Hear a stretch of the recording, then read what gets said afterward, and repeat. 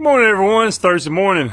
Yeah, big day. It's going to be the first day of using two trucks on the road. So yeah, excited about that. I know you can see I got a new hat here. We'll talk about that here in a minute when I get in the truck. It's about 6:15 now, so I'm getting everything situated, ready to go. I'm going to be moving this truck to the curb for Justin to pick up. Later it'll be Justin by himself. He's got a list of, mainly smaller yards and a pressure washing job. At the end, I got everything set up on the list to do the pressure washing at the end. So if he gets his feet wet or gets a little wet, it's not gonna matter. Now he's just gonna be doing a driveway, taking care of a driveway, getting the driveway pressure washed, and that's it. So he shouldn't have an issue getting wet. But I've got some boots on the truck for him too to use at the end of the day. So yeah, it's something I think about. Whenever I got a pressure washing job to do, I think about that kind of thing. So yeah, I got him a good little list to do. Probably 15 yards, mainly smaller yards, and some other little jobs in between, mixed in with a good bit of mowing. But yeah, we'll walk on over here to my truck here, the spray truck. It'll be me and JR in the spray truck. Mainly mowing today. I've got probably 4 or 5, maybe 6 yards. I like to spray if I get to it, but mainly want to focus on the mowing, guys. I mean, the mowing's really coming on. I got a lot of people asking me about getting started and that kind of thing. So yeah, we probably all in all want to try to get around 30 yards mowed today. So we'll see how it goes. But yeah, I do have some spraying too. So we'll see how it goes today. Need to have a good solid day for sure to get kind of caught back up, a little bit behind really, to be honest with you, with all the new yards coming online, so to speak, all the new mowing. So I want to have a good solid day. We'll get in the truck in a minute, guys. We'll talk about some more things I'm going to bring up and we'll chat about. Hope you're well. All right, guys, I'm back in the truck now. I want to show y'all this. I mentioned the hat, new hat. I needed one. As you can see, my old one here is pretty worn out. So yeah, Exmark came through with me, y'all. They sent me this little baggie. Had several hats in it. I'm going to obviously I gave Justin one already and JR one too. So yeah, there's like 4. Yeah, there's 4 more in here. And they gave me several of these bottle openers, keychains. I guess little keychains. I could use really good keychains. It has a little bottle opener too. It came with several of these in there. So yeah, pretty pumped about that. I mean, my dealer gave me this, a Chandler at Ace. Yeah, so I'm not sure. Maybe they're noticing my videos. Who knows, man? So I think that'd be pretty cool. One day to, I don't know if you call it being a spokesman. I guess O'Brien over there at Brian's on Maintenance, I guess he has that title down. He does a lot of the videos for them online that I see, but never know. Yeah, maybe you'll see me on a Exmark commercial one day.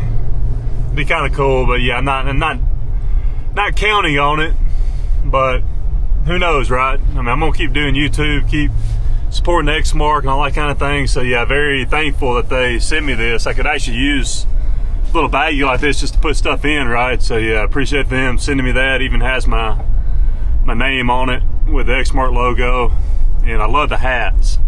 You gotta have a hat, guys, in the summer especially. JR finally started bringing his hat to wear since it's starting to warm up. It's kind of cold this morning and cooler this week, but obviously we know the hot temperatures are on the way for sure. So yeah, I need a good hat to wear at all times. Definitely tell the difference in not wearing it. But yeah, guys, hey, I want to mention a few videos I've noticed, and I've got some things going on with my crew. We'll talk about that at the end, y'all. Just don't want this little intro to be too long. But one thing about me, I'm gonna keep it real with you and let you know what's really going on. I'm gonna be very transparent. A lot of these guys, like Keith, that Ray mentioned, that I'm gonna talk about here in a second, piggybacking off his video, and Brian, and Jonathan over there at Florida Turf Pros, they're not overly transparent, especially when it comes to numbers. And I plan on mentioning the numbers. I feel like I can have a really good day today doing 2 trucks. I feel like I should at least get up to 2,500 today. Things go right. So I'm excited about that. Maybe close to $3 grand. I don't know, but I feel like it's important for you guys to know the numbers and be transparent. And that's one thing I'm going to be. Even if it's about employee things going on, I'm going to let you know what's going on so you'll know what it's really like, or what it can be like, and kind of my thinking and you know, all that, just so y'all be prepared, you know, because, yeah, y'all, I mean, the employees, having employees is a whole nother ball game. Let me get a sip of coffee. I got a little bit of, I don't know, it'll be fine, it'll smooth over, but a little bit of in-house drama going on, my guys, so to speak. But you know, we'll see how that goes. I'll talk more about that later. But yeah, I rated a good video talking about Keith Kalfas and his business. Is he more of a YouTuber or a successful business owner?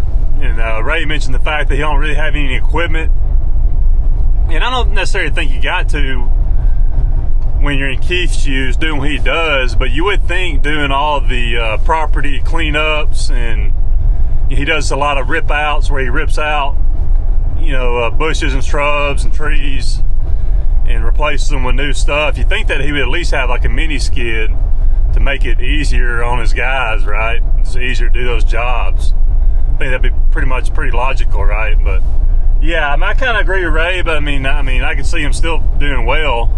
I know one guy came in the comments and said that neither Keith nor Brian have actual businesses. They just use it as a front for marketing for their YouTube. Now, I don't believe that. I'm pretty sure they both have legit businesses. That would be funny if that was the case. So, but anyway, yeah. But yeah, y'all, one thing about Keith, and I like Keith, they're both, you know, Keith and Brian, both good, godly men, for sure. They mentioned that in their videos. But Keith is more of a motivational type guy. And I've said it before, you don't need to be relying on guys on YouTube to motivate you consistently. Now, if it's to inspire you on occasion, I can see that. But the thing about Keith is I started watching his videos a while back, but a lot of his motivational type talks, you know, it's basically rinse and repeat in terms of the information, the stories that he talks about. It's like the same thing, just rehashed and kind of, I don't know, put together in a different package, so to speak. So I've gotten kind of turned off by his videos, given that fact. I just feel like I'm hearing the same thing over and over again. I don't really listen to his videos anymore. Every now and then I'll see something that seems like a good idea to watch, and I'll watch it. I did get that video, and this is a long time ago, he posted talking about using the saw to saw around shrubs in the ground to pull them up easier. I thought that was really useful for sure. I never thought of that, and I do that on occasion. So that's really interesting, but still I don't understand why he wouldn't have a like a mini skid to make those types of jobs where you're taking out all them bushes easier, you know.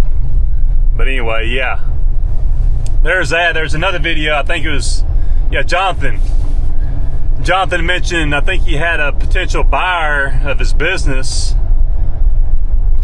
and I had commented on it.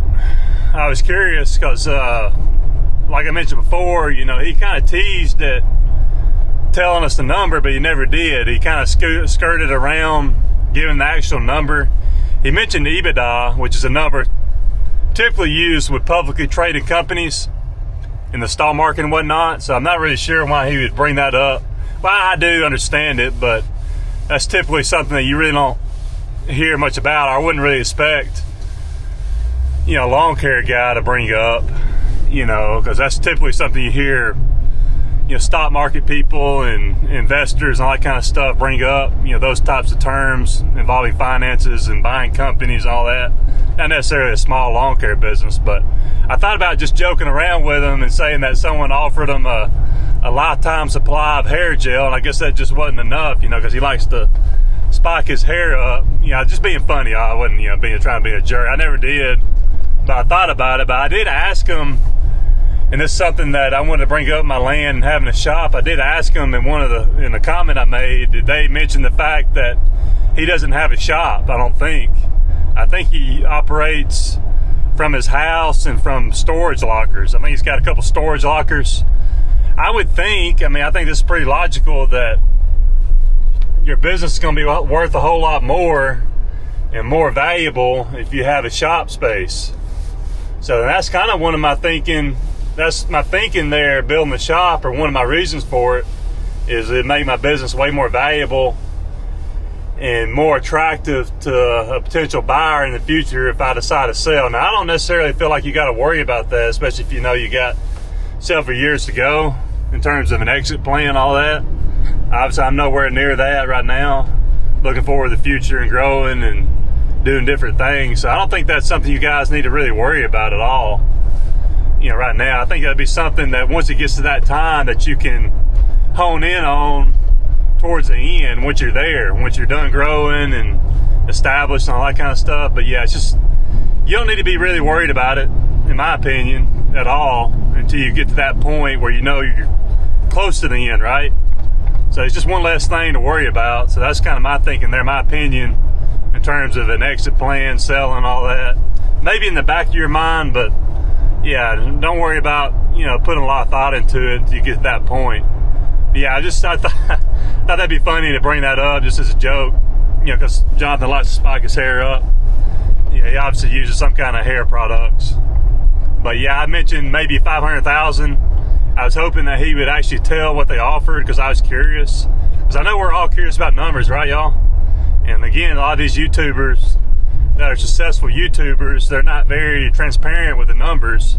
And I wish they would be more transparent. That's kind of my biggest gripe with a lot of these guys. That's one of the reasons why I like Ray so much, because he's super transparent. And I feel like I want to be the same way, just to give y'all the real story of what's going on, you know. And we're all interested in numbers too, right? But anyway, hey, listen, guys, just thought I'd throw those things out there. Hope you're doing well. Hope you like my hat. I'm gonna get some footage throughout the day and we'll talk. Hopefully we'll hit that big number that I want, at least 2,500, I'm hoping. For sure, we'll talk about the situation with my crew and whatnot at the end. Hope you're well. Talk to you soon. Hey guys. Yeah, we're off to a good start so far, knocking out 2 yards. Just mowing right now, getting ready to do a couple combination jobs here in a minute, mow and spray. Let's finish up that one. It's a weedy yard. He don't have me spray it. He rents it out to a disabled vet. He's a former disabled vet as well, combat veteran. So I always try to give, you know, guys that have served, Ben, I hope you're watching, you know, a good deal. You know, I charge 50 for this one. Could charge maybe a little bit more, but I'm gonna give the combat vets and soldiers a good deal, you know, the people that serve our country. And this one up here that JR is finishing up, blowing, it's one that we mow only, and she doesn't have me come often throughout the year, so I'm gonna give her a good deal. I actually went up $5 on her this year, 60 to 65. It's not a very big yard, but that's something that I'm taking into consideration. These people that don't have me come throughout the year and mow only, I'm gonna charge a little more. So I feel like I'm getting a good price for that yard. And this yard right here is actually a former yard, but he was always bad about paying me. Yeah, I was always late paying me, number one. Number two, you know, I'd text him, and he would, a lot of times he wouldn't even respond. He hadn't responded to the fact that I let him know that I was letting him go about a month or so ago. So yeah, those are two things, guys, that I don't like and appreciate. It's just a sign of disrespect. And he also wouldn't pick up the dog crap in the yard. That was something we discussed about him doing. He never would do that. So those are three big things there that just added up. So I let him go this year, but yeah, I texted him, but he never did even respond, like I said before. So it's all good. You know, you want to let those bad customers go because there's going to be plenty of good ones out there waiting on you to take on their property, make some money. We're doing well, guys.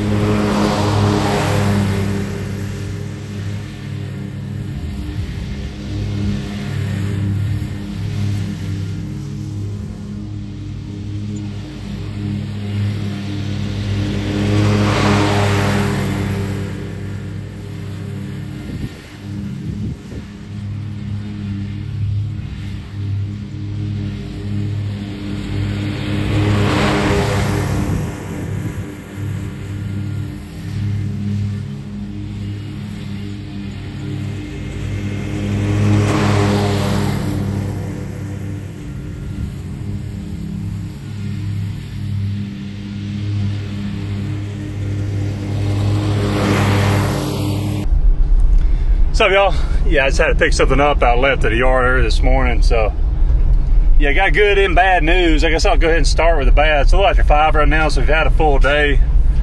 Justin finished up shortly. Yeah, I guess before we did, he got to my house where we were mowing my yard and the neighbors beside me, each neighbor. Well, yeah, overall, yeah, we got a lot of work done for sure. I'm not sure if we hit the $2,500 mark. I think we probably got close. I was having to add the numbers up. I'll probably add it up and put the total in this, particular clip here. Maybe not. But anyway, yeah, bad news is ended up breaking the window. My neighbor's, glass door. It's double-sided, one of those double-pane glass doors with an insert. And apparently when JR was weed eating a rock or something broke off and got slung into the window itself and broke the outside pane. So luckily it didn't shatter and fall into the ground. I mean, it shattered, but it's still in the insert. It hasn't actually broken and fallen to the ground. So at least there's not a lot of glass in the ground. I imagine it's just a matter of time. But yeah, and like I said, it's double pane, so it just broke that outside pane, not the inside. So at least air's not coming out or anything like that. So that's I guess good news there. But either way, talked to my neighbor about it. She's super nice, Miss Dorinda. Always has been. Really awesome neighbor, awesome person. She says she's going to take care of it, but obviously me being a guy, I'm not expecting that. Normally when things like that happen, and actually I ended up breaking that broken window last Friday. It was actually me that did the window last Friday. It was a glass door, one of those storm doors. And actually the customer got with me today and sent me a text saying it's going to be $380. She's just going to subtract services that I do, and including the $120 that shows me from last time. So I still have technically over $260, I guess, now. But yeah, we'll just subtract. Yeah, I'll just pay her off, via services rendered. That makes sense. I'll end up doing that with Dorinda too. She's not going to make me, write a check. I imagine it's just going to be a little more expensive. So they're going to have to take the entire pane out. Again, it's double-sided, and replace it, put it into the door. It's got the air in between the panes themselves. So hopefully it's not as expensive as I'm thinking. Yeah, who knows? But she said not to worry about it again. But yeah, I'll end up paying for it, similarly to the previous customer that I broke last Friday. Yeah, man, you just gotta be careful. I mean, there are always accidents, right? I mean, it's not like we mean to break windows or the guys working for you. It's just one of those things that happen. But still, you gotta be, familiar with surroundings and know your surroundings and know if you got, glass doors close by, or if you're weeding around rocky areas. You just gotta be extra careful. That's usually what it boils down to, is being extra careful and paying attention, paying really good attention, and not getting in any kind of hurry. And that's exactly what happened to me last Friday. I was in a bit of a hurry. It's the end of the day. It was trying to get done. I had one more job to do. And I just, like I said, I just wasn't paying close enough attention and slung a rock behind me. I didn't know it until the lady came out and, broke a window, or broke the storm door. I'm assuming the same thing happened with JR. He didn't know it.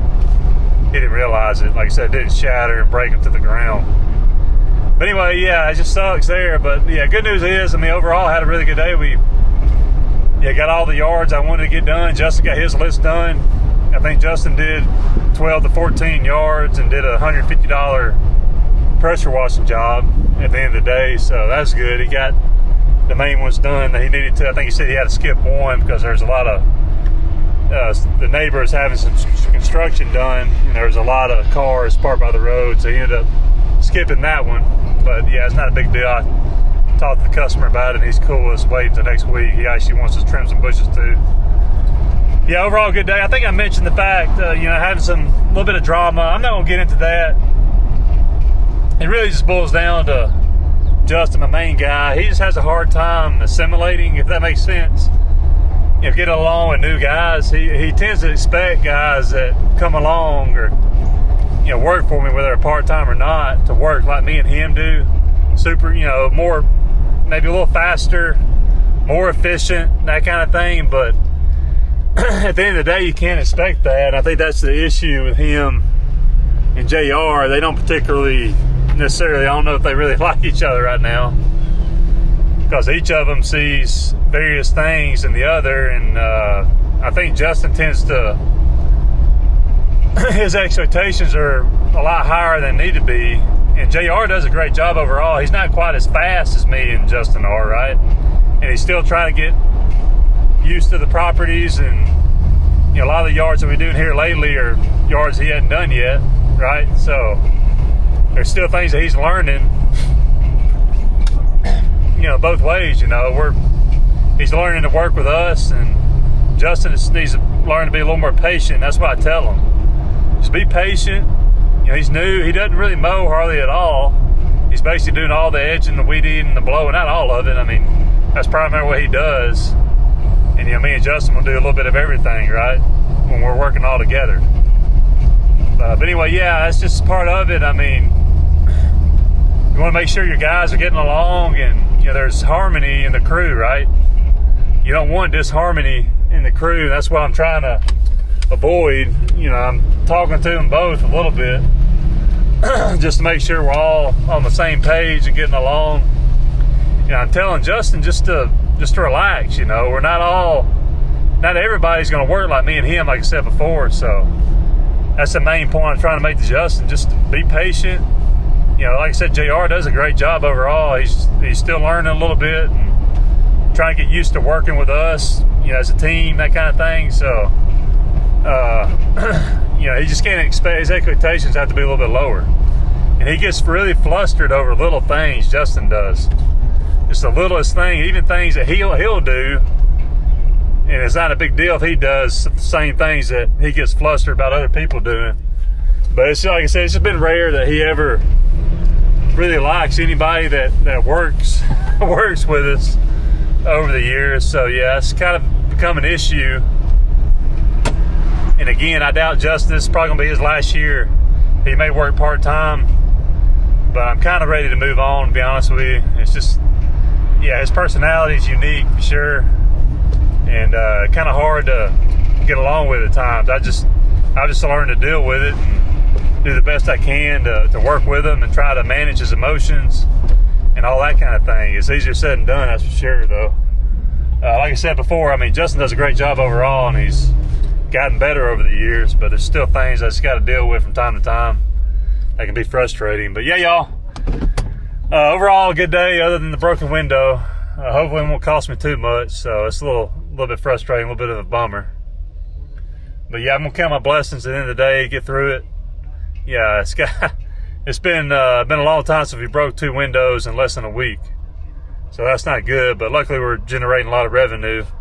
I'm not sure if we got to that $2,500 mark, but I'm pretty sure we got pretty close. I know we got over $2,000, I'm sure. But I'd be curious out at the numbers, see how we did, you know, tonight and whatnot. But anyway, hey, listen, I hope you're having a great day, great week, guys.